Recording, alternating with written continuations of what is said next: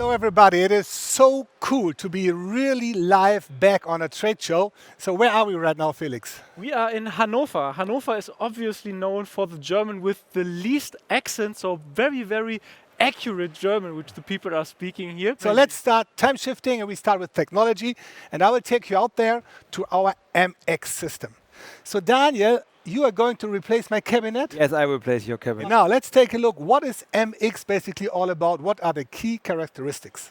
The key characteristic is that we have a fully IP67 degree waterproofed system that has a base plate. On the base plate, there's electronics inside, are mounted modules, function modules, what we call it. And this the whole system is then waterproofed, as I mentioned, and it is one unit, and this unit is able to replace the cabinet. Okay, so it's like Lego for grown-up, to say this way, but showing it on a print is easy. I think we have also live samples. So what live samples do we have? Yeah, we have a lot of live samples, as you see here. Yes, and here we start with a live sample. That is our base plate. Here's this is the standardization of interfaces. That is one of the secrets behind the MX system. We have two interfaces. We have one for data and for 24-volt power supply, and we have one interface connector defined for 400-volt and 600-volt DC. So these two interfaces. With these, you are able to connect every module to the base plate, and the base plate is it is the wiring of the cabinet. What you done in your apprenticeship is the wiring, and that is now here part of the base plate. So, but then if I have the base plate with EtherCAT communication and power, I just need to plug in parts, and that's it. Just need plug in. If you want, you can plug a module. So you want. I think if we take a look to the downside, we can see the connectors, what you talked about, communication and power. So I should really try it. Yes, you can try it. Okay. I hope I can do it, because we will ask our Chancellor tomorrow the same thing, or actually in half an hour. That's it? That's it. So Fabian, can you tell me what is the machine building industry actually doing with artificial intelligence? Well, so some of our customers are actually building real applications and bringing those applications into their existing machines or also into new machines. So for instance, one of our customers is doing an anomaly detection for quality inspection on a high volume productive machine, and which is very interesting application. So you are able to detect an anomaly of the quality of the product, and you're able to just throw out this product that is not delivered to the customer. Very interesting, and also we also use this technology on our own to enhance our products, like we do with the anti-cogging application for linear motors. So thanks Fabian, and welcome Michael. So Michael, can you actually tell us what's happening there in the TwinCAT Vision portfolio? Yeah, we plan the next release for the beginning of the third quarter, which contains many optimizations, usability improvements, and a lot of new image processing functions. But furthermore, it provides the base version for some new features. So one is the programming in C++, where we provide a header file that you can integrate and access all of our vision library functions. So you don't need a PLC program anymore. You can program everything in C++. And the next function that we will provide is an OCR function, means optical character recognition, where you can detect and recognize characters from an image. For example, you can read best before dates and check or validate them. So the first release will include just recognition of numbers, but later on we will update the possibility to detect all characters. Okay, wonderful new features and possibilities on the engineering side, but how about the interaction with the vision components? Is there also something which you would like to talk about on that end? Yeah, we actually we will release until the end of this week a new HMI control package. This mainly contains one color control for setting and displaying colors, and an image watch control, where you can do a lot of functionality what we have integrated.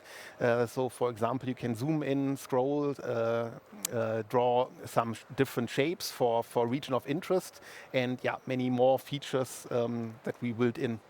Okay, actually easier to use, more common if you are used to the actually up-to-date IT technology which we have at home.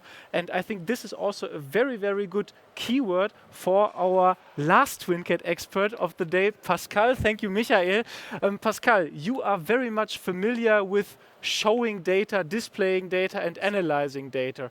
On the dashboard side of TwinCAT Analytics, what can you tell us about the news there? Oh, yes.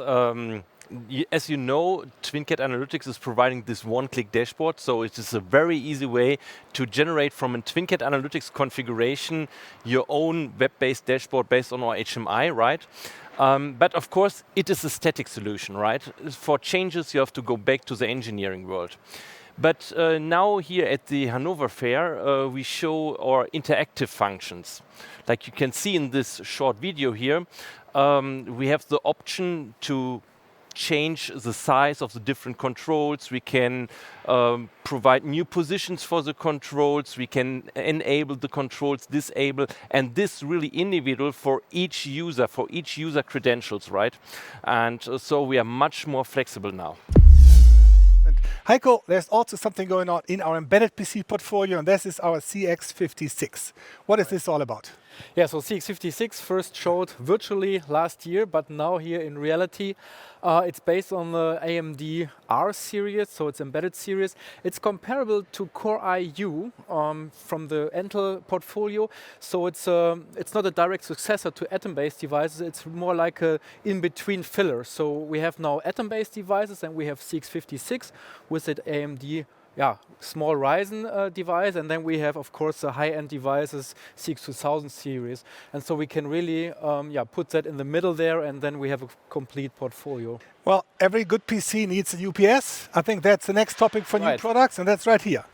Now we have an additional module, a smaller module, because we have these smaller devices like CX56 or like C6015, which do not require that many power or capacity. And therefore we developed that smaller module with smaller capacity, but it is sufficient for devices with Atom CPUs. And of course it saves space in the switch cabinet, and of course it saves also money. And I would like to talk about one very special signal with my dear colleague Fabian here right now about measuring analog values, about measuring power. How do we do this with our I/O portfolio? Well, in the best case, very simple. You take only one, not all these terminals, only one, and put in voltage and current. And if it's less than 5 amps, then you're done.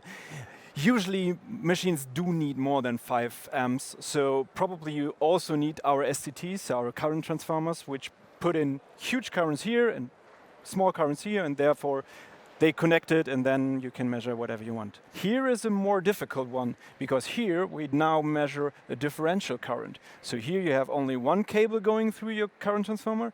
Here we have 4. So that's why we now measure the current which is going in and out of the machine and searching for if something is missing. Because if something is missing, maybe your isolation of the machine is not that good. So I'm here with Rob now, who can tell us something about the NCT technology as a base technology for XTS. So the NCT technology is no cable technology. This is wireless data and power transmission to the mover.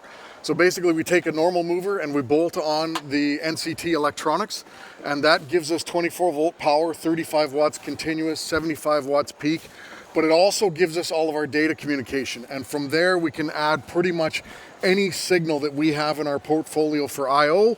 We can put it directly on the mover and talk to it and control it. Perfect. And these guys are done for today. Thank you for joining, and stay tuned on the German channel. Bye-bye. Bye-bye.